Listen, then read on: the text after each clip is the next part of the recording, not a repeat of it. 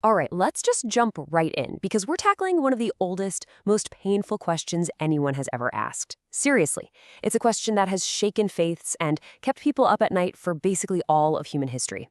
We're talking about the problem of innocent suffering.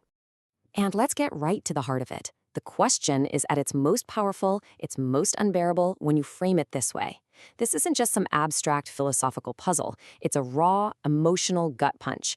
If a being is supposed to be perfectly good and all-powerful, how can this possibly happen? And this brings us to one of the greatest rebels in all of literature, Ivan Karamazov from Dostoevsky's masterpiece. For Ivan, it's not complicated. The suffering of even one innocent child is an unacceptable fact that makes the idea of a loving, all-powerful God not just wrong, but, well, monstrous. He wants to return the ticket, to reject the entire system because of that one single tear. So what do you do with a rebellion like Ivan's? Well, our first instinct is usually to try and reason our way out of it, to explain it all away. But it turns out that's a trap. Let's look at two very common approaches that in the end just don't work. Now, this is what's so fascinating. You've got two groups that look like total opposites, right? On one side, you have Job's friends, the enchanted rationalists. They're the ones who think they can come up with these neat, tidy explanations for why God does what he does. And on the other side, you have Ivan, the nihilist, who says it's impossible to justify it, so he rejects it all. But here's the twist. They both start from the exact same place. They share this fatal and perverse desire to think that the divine mysteries should and can be perfectly explained by human logic. And that's the key takeaway here. It doesn't really matter if you use your reason to defend God or to attack him. In this view, both paths lead straight to a dead end. One way ends in this kind of empty, by-the-book piety, and the other leads straight into the abyss, into the bleak idea that there's no meaning at all. But what if there's a third way, a path that isn't about finding an explanation, but about having an encounter? This is the path taken not by Job's well-meaning friends, but by Job himself. Job's story shows us exactly how this third path unfolds. See, he starts out just like any of us would. He's suffering immensely, and he argues, he demands reasons. He wants a logical breakdown from God. But God doesn't give him one. Instead, he appears in a whirlwind and shows Job a universe so vast, so complex, that it just shatters our small human boxes of what makes sense. And Job's response? It isn't to argue more. It's to fall silent, to literally place his hand over his mouth in this moment of just complete, humble awe. And out of that one simple gesture, that silence, two really profound concepts emerge. The first is what's called apophatic theology. It's about knowing God by accepting all the things you can't possibly know about him. The second is hesychasm, which is all about sacred stillness.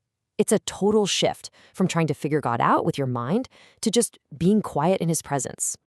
Okay, so now that we've kind of laid that groundwork of humility, we can circle back to the intellectual side of things, but from a totally new angle.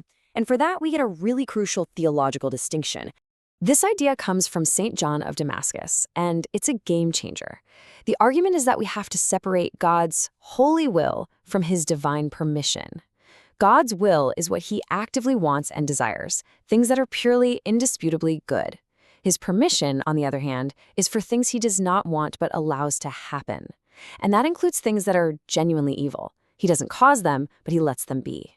So you have to ask, why would he permit it? Well, a few reasons are offered.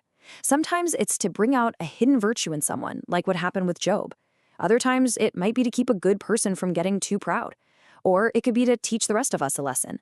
And maybe most profoundly of all, it could be to bring about something incredible from an act that seems totally senseless, like the salvation of the world through the cross. But really, underneath all of those different reasons, there's one single foundational principle, and it's this: you can't force virtue. True goodness can't be coerced. God permits evil because he allows us to have free will. Think about it.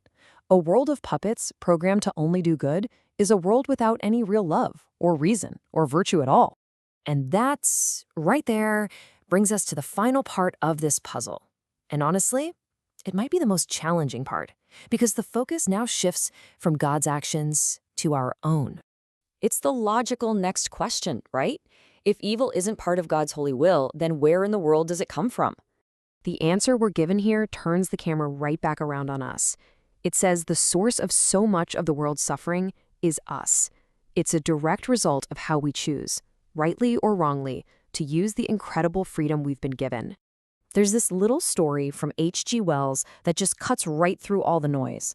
After these horrible wars, people are crying out to God, asking for a solution. And God's reply is almost shocking in how simple it is. The matter is very simple. Just stop waging wars. It turns the whole question of blame right back around, doesn't it? And this really drives that point home. The state of our world isn't some arbitrary design flaw. It's a reflection of our collective choices. According to this view, paradise isn't some place we go to later. It's what happens right here on Earth when we finally choose to align our freedom with the good. And we're going to end on this final, absolutely staggering thought that goes way beyond our human logic. What if God's ultimate power isn't just about fixing suffering or balancing the cosmic scales of justice? What if it's the power to make evil things not just undone, but to make it so they truly never were in the first place? It's a concept that completely breaks our understanding of time and reality, and it leaves us not with a neat answer, but with a profound and humbling mystery. What does it even mean for a past evil to have never existed at all?